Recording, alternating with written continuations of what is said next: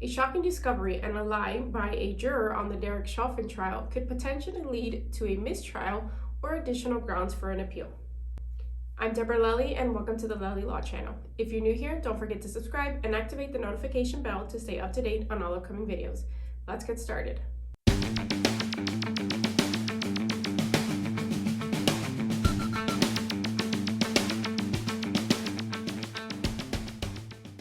On April 20th, 2021, Chauvin was found guilty on all 3 charges. After his sentencing, his defense attorney will likely begin the appeal process.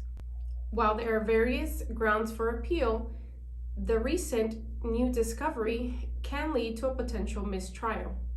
First, let's cover some of the issues that may be raised on appeal. One of the issues that potentially could be raised was the settlement awarded to the George Floyd family just 2 weeks prior to the jury trial. Minneapolis agreed to pay $27 million to the Floyd family.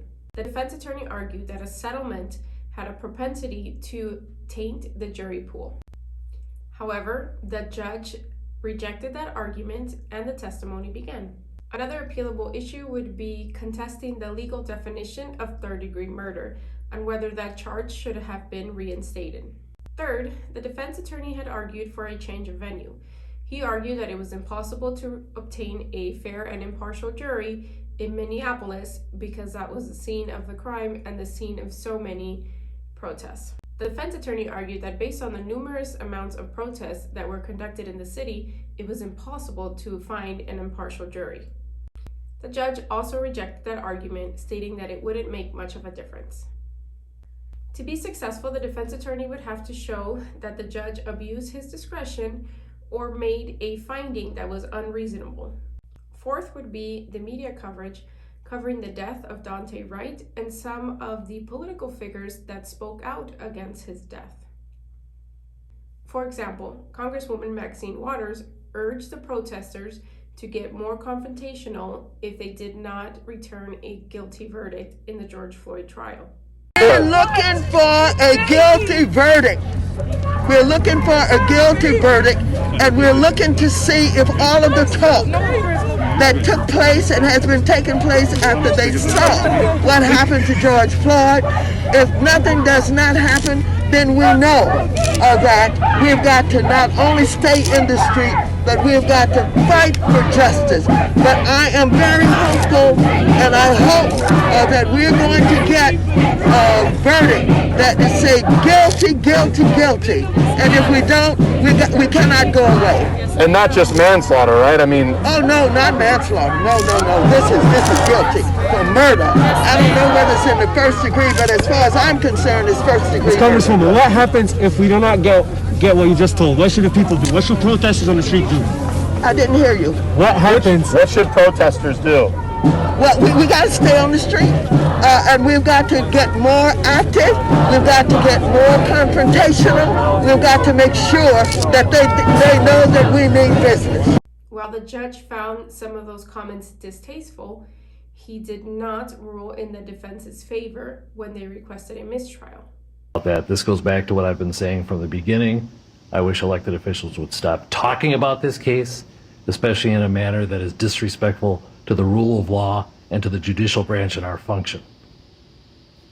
I think if they want to give their opinions, they should do so in a respectful and in a manner that is consistent with their oath to the Constitution, to respect a co-equal branch of government.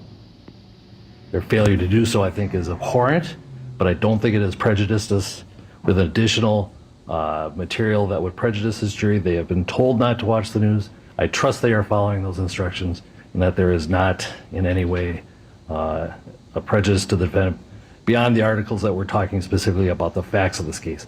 A congresswoman's opinion really doesn't matter a whole lot. The judge denied the request for a mistrial. However, he did make a comment about Maxine Waters and her statements and how that could potentially lead to an appealable issue. It's mind-boggling to me, Judge. Well, I'll give you that Congresswoman Waters may have given you something on appeal that may result in this whole trial being overturned. But what's the state's position? Generally, a conviction will not get overturned based on media coverage. The defense would have to demonstrate that a specific juror was impacted directly based on that media coverage. And that brings us to our recent discovery. Brandon Mitchell was one of the 12 jurors who convicted Derek Chauvin.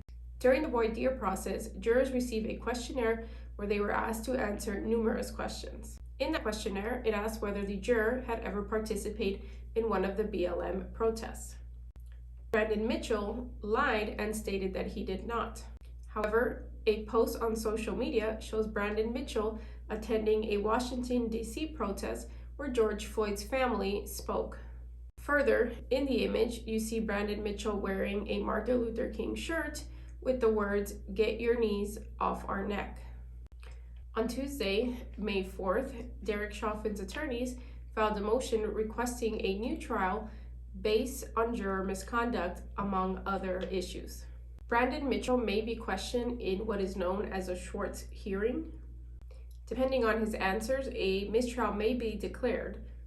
However, a mistrial is unlikely based on the rulings provided by the judge. However, even if Derek Chauvin is not granted a new trial, this will raise a strong argument on appeal. As always, if you enjoyed this video, don't forget to give us a like and share the video. Thank you for watching, and until next time.